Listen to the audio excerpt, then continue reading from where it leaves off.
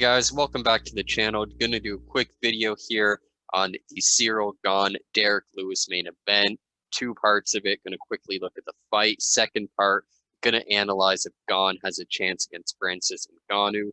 Unfortunately, don't have any clips or video of the fight. Not trying to get copyrighted. I'm not sure fully how to edit in that regard, but regardless, live fights, either way, even if you edit them, probably gonna get copyrighted. So the fight itself, I mean, it's almost not worth talking about in the sense of it went exactly the way I would say a lot of people thought it would, where yes, there was the potential of Derrick Lewis winning with the one punch. People were making the jokes that Gane was the better all-around fighter, but Derrick Lewis by third round knockout. But I think in reality, we all knew that Gane was probably just going to point his way to a victory. And if he hurt Lewis at some point, maybe he would and he'd finish it.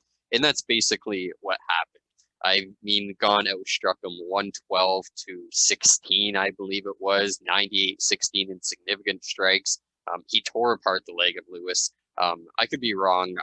I want to hear, like, I think at one point they said 24 of 25 leg strikes or 34 of 35, and it only went into the third round. So the leg got beat up pretty bad. I mean, he was just touching it, some of them, but there was a couple front leg kicks that Gane stepped into and he whipped them around, and you could tell that they really did hurt Lewis.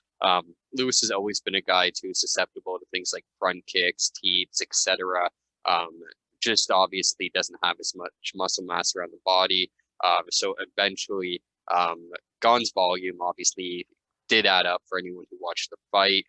We got to see Gane go for the finish as well whenever he had Lewis hurt. You really seen him going for it, throwing those huge clubbing haymakers, obviously trying to get the finish, but showing that, hey, if he has to, he could obviously throw with power, and he's just reserved for the basis of just, that's all he has to do. He treats these fights like sparring sessions until the second that he has to, and if he has to put it on, he does.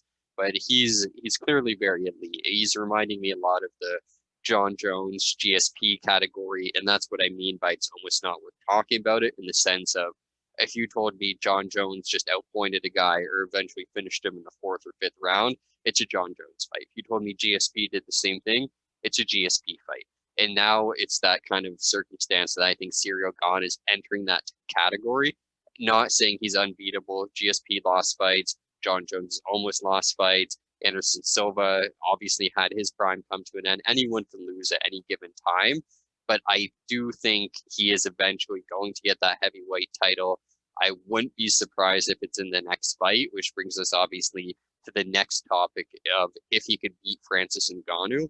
And I'm going to say he can do it. I'm not going to say it's 100% by any means, but he could definitely beat Francis here. He could definitely outpoint Francis. He could probably, honestly, even finish Francis, as crazy as that is to say. If he lands 150, 200 strikes, Francis is tired. He's going to the body. He lands enough head strikes. There's no reason he can't finish him.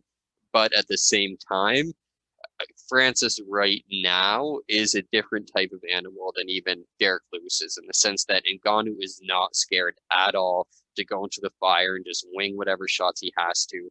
And he knows that the second he lands, that's it. Miocic obviously hurt him, and he still ran at him, and he's the one who ended up winning that exchange. Everyone else he's finished in the first round. So Ngannou, we know, is going to have no problems coming at Gane.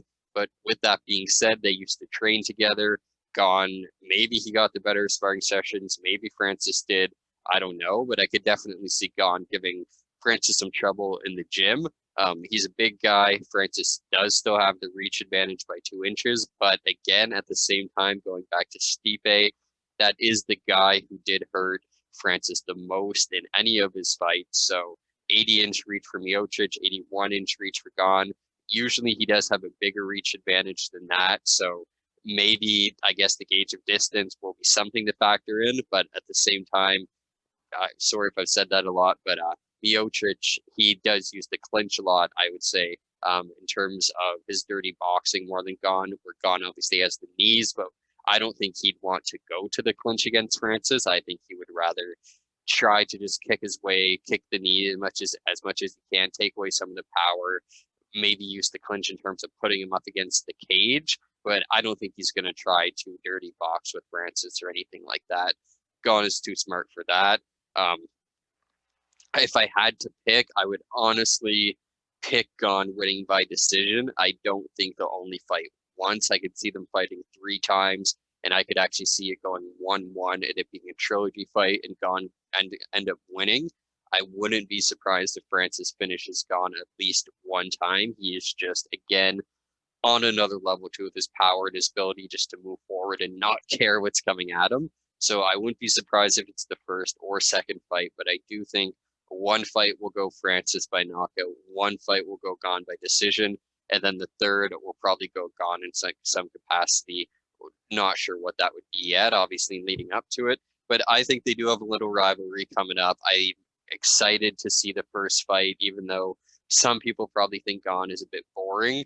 I could see the first fight either being his true coming out as the heavyweight championship, getting rid of the interim, getting up that points victory, or the Francis knockout. I know that's the 2 easy ways, but if I had to pick right now, I would probably take Gane by decision in the first fight. Honestly, I think going into it, there's less drama surrounding Gane Francis. Obviously, the criticism for moving this fight.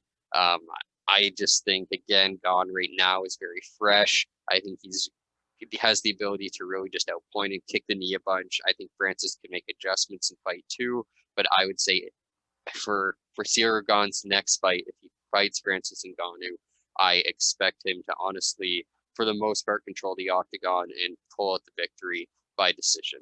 But let me know what you guys think in the comments. Don't forget to subscribe to the channel, and we'll see you soon with some more content.